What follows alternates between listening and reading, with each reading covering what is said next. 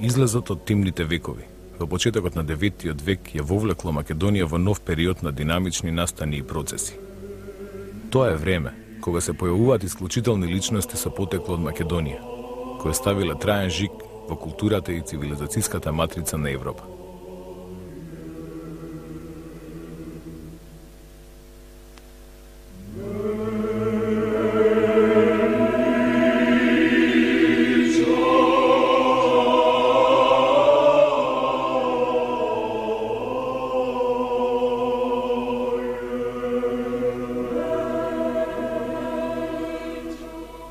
Такви биле солунските браќа Константин Кирил и Методи, чија мисионерска дејност во Македонија била крунисана со создавање на словенската азбука за потребите на македонските словени во 855 година.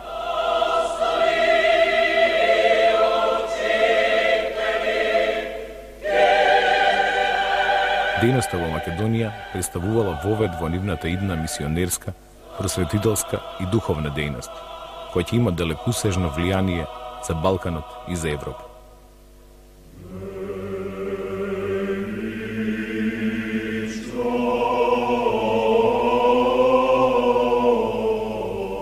Раѓањето на Константин и Методи се случило во услови на сложени историски состојби во кои се нашла Македонија.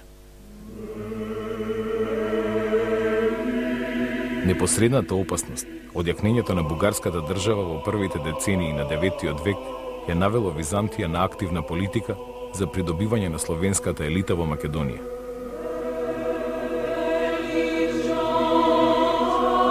Тоа било политика која Византија ја практикувала уште од 7 век, со променлив успех и без траен ефект. Воведувањето на христијанството представувало клучен сегмент од таа политичко-идеолошка стратегија. Процесот попримил организирана форма во средината на 9 век. Тоа е периодот во времето на византискиот император Михаил III, кога Византија дефинитивно ја наметнала својата власт во пошироката околина на Солун. За тоа влијаело и формирањето на темата Солун во 30-тите години од 9 век, со што Византија ја утврдила својата воено-политичка надмоќ во овој стратегиски дел од Македонија. Со ширењето на христијанството, како основа на византиската идеологија, императорската елита во Константинопол настојувала да ја обезбеди контролата врз македонските склавинии, а преку тоа да ја направи одржлива својата власт во Македонија. Тоа било неопходно и поради нестабилните византиски позиции во регионот на реките Стримон и Места, од каде што доаѓала и непосредната опасност од бугарската држава. Во служба на византискиот двор, како негови мисионери, ширејќи во христијанството, Константин и Методи со својата активна дејност одиграле клучна улога во иницирањето на процесот за културна мобилизација најпрвин во Македонија, а потоа и во поширокиот простор на Централна и Источна Европа.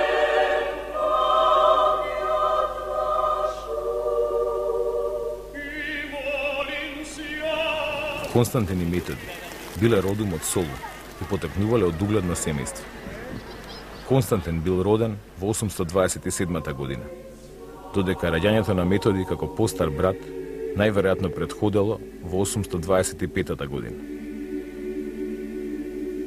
Таткото Лав извршувал високата воена функција друнгар, подстратег на солунската тема, а мајката Марија била од угледно солунско семејство. Исклучителното познавање на словенскиот јазик на Константин и Методи, како и прифаќањето на нивната подоцнежна управителска и мисионерска дејност од страна на словените, упатува на нивното веројатно словенско потекло. На тоа имплицира и чистотата на Константин, која е акцентирана во пространото Кирилово житие. Со оглед на фактот што Кирил и Методи потекнувале од угледно семејство, нивното образование било возможено врз основа на стекнатиот углед кој што го има неговиот татко и мајка во Солун.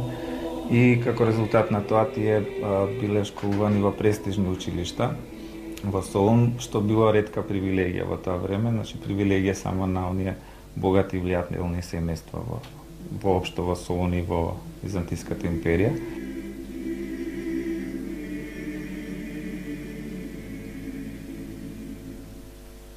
Методи со пројавените исклучителни воени способности и телесен стас рано бил забележан од византискиот двор.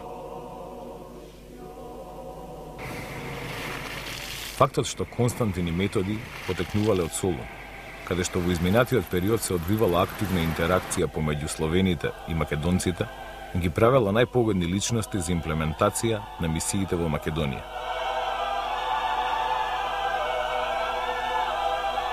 Византискиот двор не чекал многу. Веќе во средината на 40-тите години од 9 век, кога бил на 20 годишна возраст, Методиј бил поставен од византискиот двор за кнез на словените, со задача да управува словенско кнежевство.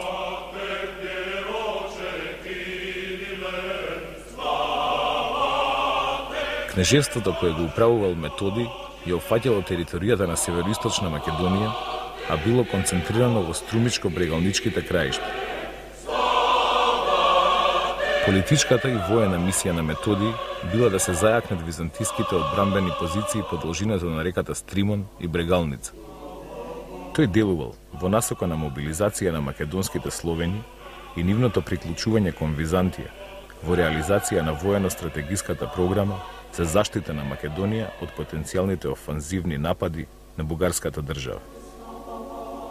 Методиј се соочил со разни потешкоти при 10-годишното управување со кнежеството. Тоа особено се однесувало на дисциплината и мотивацијата на мобилизираната војска. Раководен од ваквите потреби, Методиј пристапил кон преведување и составување на кодекс, познат како Закон за судење на луѓето, заснован на христијанските принципи и црковни норми. Законот бил напишан на словенски јазик, со грчки букви. Представува адаптација на византиската еклога и се вбројува меѓу првите дела на словенската литература. Комплексната дејност на Методиј изискувала и умешност во ширењето на византиската политичка идеологија, заснована на христијанството како символ на императорската власт. За пополнување на овој значаен сегмент од дејноста на Методиј, византискиот двор во почетокот на 50-тите години од 9 век во Македонија го испратил неговиот брат Константин. Со својот исклучителен талент за совладување на филозофските и филолошките науки, Константин уште на 20 годишна возраст ја завршил познатата византиска Магнаурска школа под менторство на најпознатите филозофи од тоа време – Лав Филозоф и Фотий. Константин бил во целост посветен на науката. Самиот тој велел: "За мене нема ништо поголемо од науката, преку која ќе добијам мудрост и ќе побарам прародителска чест и богатство."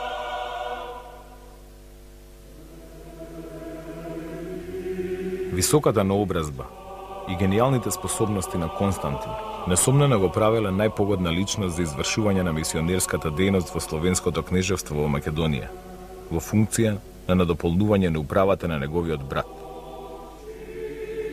Поаѓајќи од овие мотиви, веќе во почетокот на 50-тите години на 9 век, Константин бил испратен од византискиот двор на мисионерска служба во Македонија.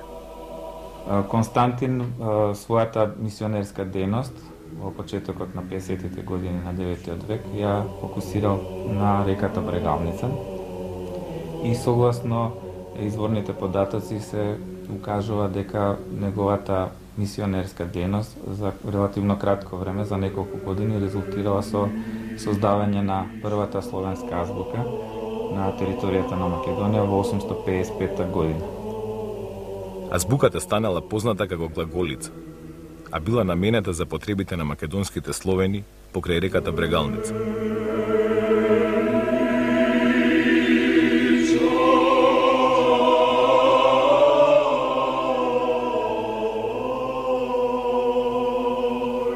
Извадокот од делото за буквите на анонимниот автор, познат под псевдонимот Црноризец Храбар, покажува дека создавањето на словенската азбука било извршено од Константин во 855 година.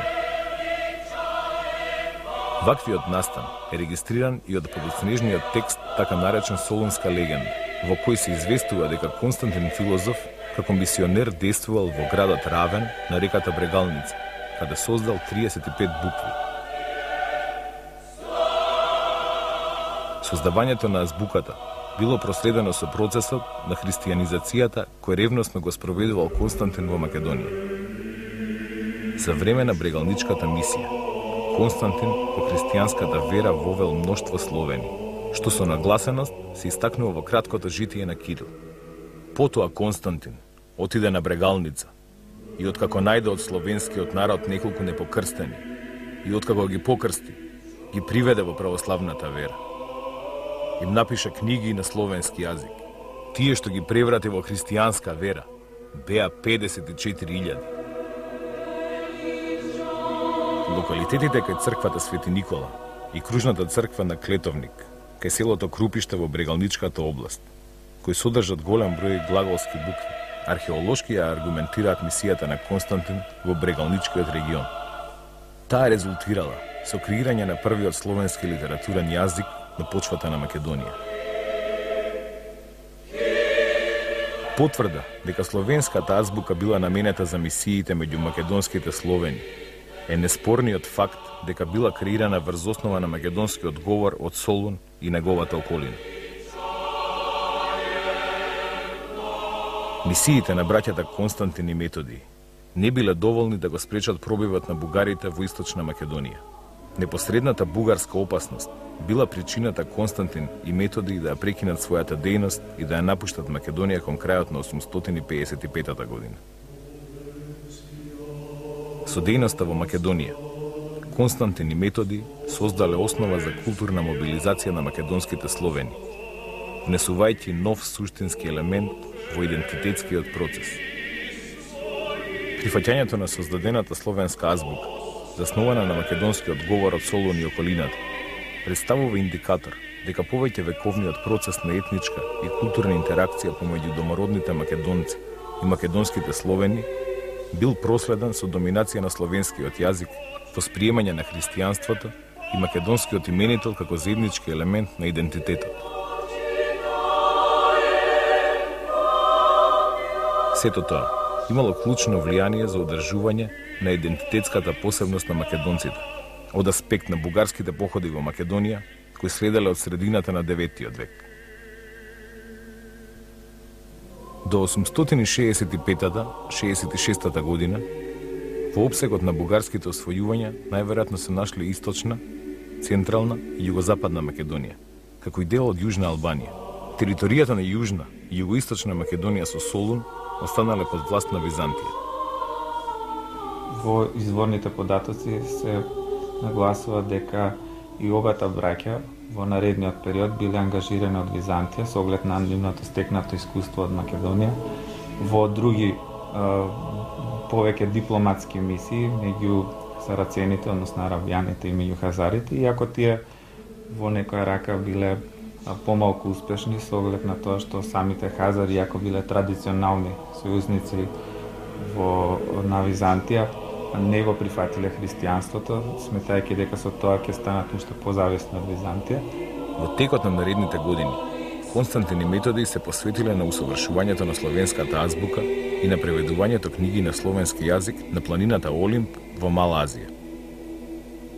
Мисионерскиот капацитет на Кирил и Методий бил искористен од страна Византија и во други мисии, меѓу кои клучната мисија во Велика Моравија во 863 година.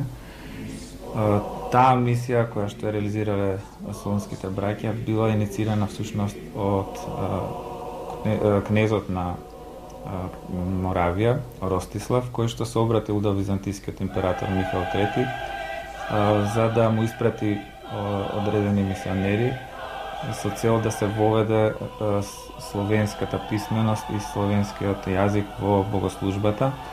Фактот што веќе била создадена словенската азбука во Македонија ја доведува во логичен контекст и подготвеноста на Константин и Методий за релативно краток временски период од 1 година да одговорат на потребите на сложената мисија во Моравија, што покрај соодветната адаптација на словенската азбука изискувало и превод на книги на словенски јазик. Мисионерската дејност на Константин и Методи во Моравија неминовно попримила поширока политичка димензија, бидејќи преку неа Византија претендирала да воспостави противтежа на германското и латинското влијание надвор од нејзините граници. Мисијата коинцидирала со растечкото соперништво меѓу Рим и Византија околу обезбедување на црковно влијание во Бугарија. Со тоа директно биле засегнати интересите на римското папство и германското свештенство, што разбирливо најшло на соодветна противреакција. Сепак, Византија била таа која на крајот го извела покрстувањето на кнезот Борис во средината на 60-тите години од 9-тиот век. Во такви услови, мешањето на римското папство во мисиите на Константин и Методи било водено од потребата за воспоставување сопствен духовен авторитет сред словенскиот свет. Пројавениот интерес на папите пак бил искористен од Константин и Методи за издействување на јавна изведба на света литургија на словенски јазик за време на нивниот престој во Рим во 867 година. Со тоа, словенската богослужба добила официјално признание, а словенскиот јазик бил вброен меѓу еднакви по ранг јазици. За време на престојот во Рим, дел од учениците кои ги придружувале браќата се стекнале со свештенички чин од папата Адриан II, и тоа сосема известно по препорака на нивните учители. Меѓу нив веројатно бил и Климент, како еден од првите нивни придружувачи и најистакнати ученици. Меѓутоа, наскоро Константин заболел од пространото житие на Кирил. Го спопаднаа многу маки и тој се разбола. И боледувајќи така долго време, веднаш виде Божјо видение и почна да пее. Од оние кои ми кажаа да одам во домот Господов, се развесели мојот дух и ми се израдува срцето. Наредниот ден, тој го прими светиот монашки израз и откако прими светлина преку светлина, се именува со името Кирил. И во тој чин помина 50 дена. Кога дојде времето да прими покој и да се пресели во вечните живеалишта, тој ги воздигна рацете кон Бога и со солзи изведе молитва. И откако ги бакна сите со својот интегритет, кажа: благословен е Бог, кој што не предаде за плячка во забите на нашите невидливи непријатели, но ги раскина нивните стапици и не избави од нивниот гибел. И така почина со Господа. На 42 години, на 14-тиот ден од месец февруари, Индикт II, во 6377 година од создавањето на светот. Константин Кирил бил погребан во црквата Свети Климент во Рим со највисоки почести, кои им биле давани на папите. По смртта на Кирил во февруари 869 година, во наследство на Методий останало да се продолжи заедничкото словенско дело. Самиот Кирил непосредно пред смртта му оставил во аманет на Методий да ја продолжи благородната просветителска дејност.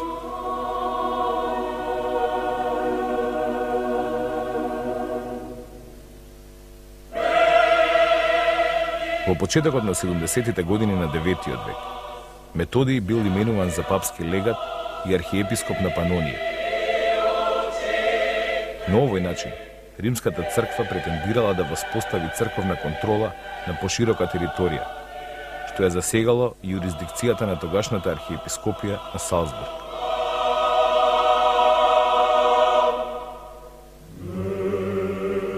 Во папските писма до кнезовите Ростислав, Светопол и Коцел, пренесени од Методиевото житие, се истакнува: ние решивме да го испратиме во вашите земји Методий, нашиот син, да ве подучува тоа што вие ќе посакате и да ви ги појаснува на вашиот јазик книгите на целиот црковен ред во целост, заедно со светата миса, односно литургија, и со крштевањето.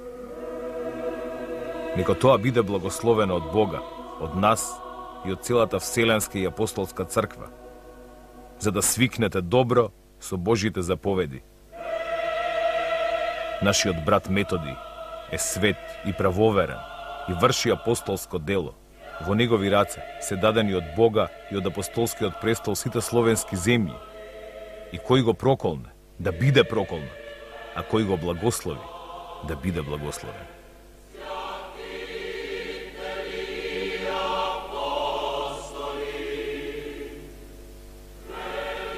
Сепак претензиите на римското папство довеле до тоа Методиевата дејност да биде проследена со силни обструкции од страна на германските свештеници. Преземањето на иницијативата од страна на папството и свртувањето едноставно на мисијата на Кирил и Методи во нивна полза нормално резултирало со протиреакција овој пат од Византија, која што успеала да издействува на црковниот собор во Константинопол во 870 година Бугарија да добие ранг на архиепископија, која што била под директно покровителство всушност на Константинополската патријаршија и со тоа биле осуетени обидите на Римската црква да обезбеди директно влијание во црковните работи во Бугарија со нивното инволвирање во штекнувањето на статусот на Бугарската црква. Независно од силните обструкции, кои во одреден период кулминирале со негово затворање, Методи продолжил пожртвувано да работи на развојот на црковниот систем и на воведување на славенската богослужба во Панонија и Моравија. Смртта го затекнала во Моравија во 885 година. На Цветница, кога беа собрани сите луѓе, тој влезе во црквата и, макар изнемоштен, изрече благослов за императорот, за кнезот, за духовниците и за целиот народ и кажа: чувајте ме, деца, до третиот ден. Тоа и се случи. На третиот ден, на разденување, тој рече: во твоите раце, Господи, го предавам својот дух.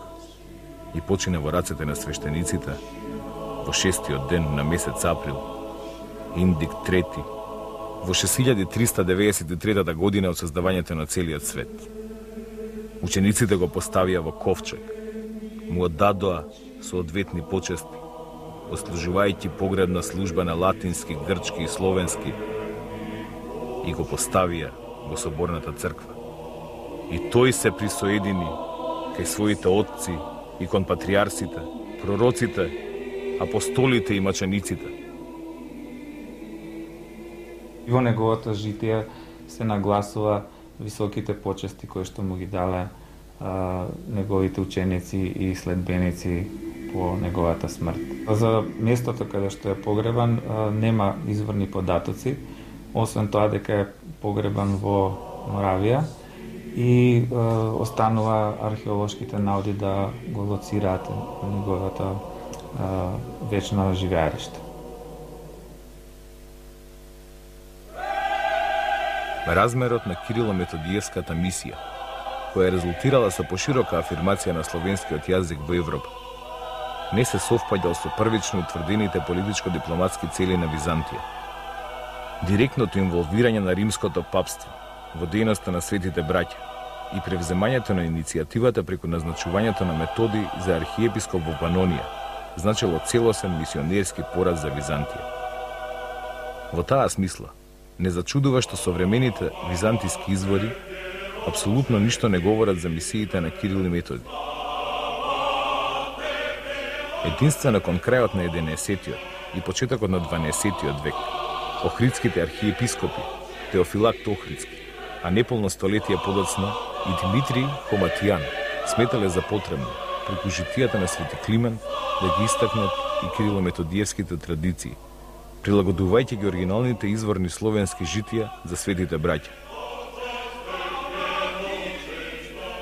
Охридските архиепископи, почнувајќи од крајот на 11-тиот век, преку поврзувањето на Свети Климент со Свети Кирил и Методи, како своевидни византиски мисионерски експоненти, настојувале да конституираат представа за доминацијата на византиската идеологија.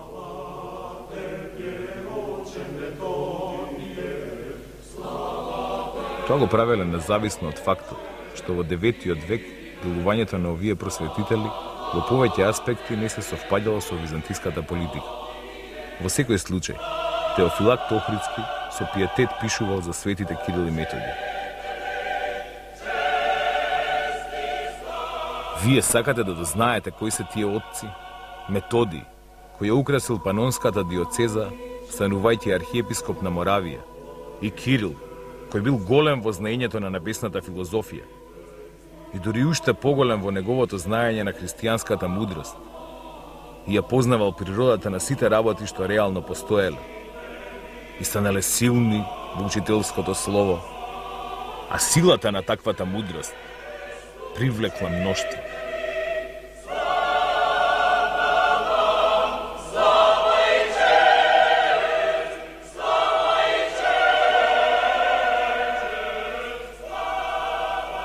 Мисиите на Кирил и Методи создале основа за креирање на посебна политичка култура на словенската елита, што не било византиска намера.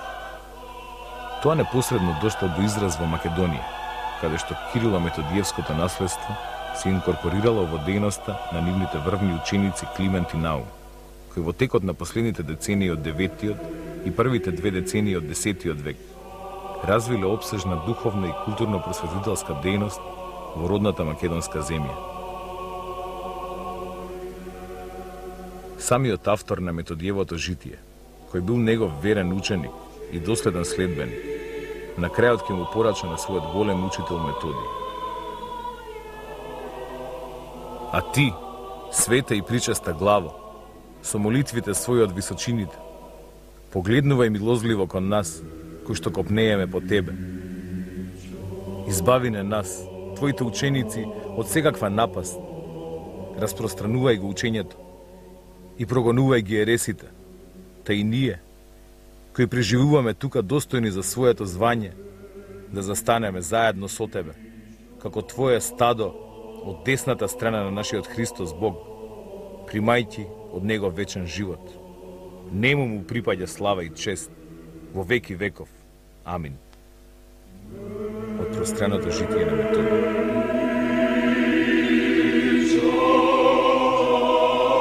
Учениците на свети Кирил и Методи, првенствено Климент Охридски и Наум Охридски, доследно ќе го продолжат и развиваат Кирило-методиевското просветителско и духовно дело во Македонија, со својата опсежна просветителска и црковна дејност, која кулминирала со создавањето на Охридската книжевна школа. Климент ќе внесе нова, квалитативна димензија во процесот на заокружувањето на заедничкото идентитетско поврзување на македонските Словени и домородните македонци. Овој процес ќе се здобие со тенденции за независна политичка, религиска и културна репрезентација во рамките на Македонија, која како обединувачки, етнички и географски именител ќе биде заокружена со формирањето на средновековната држава во средината на 10-тиот век.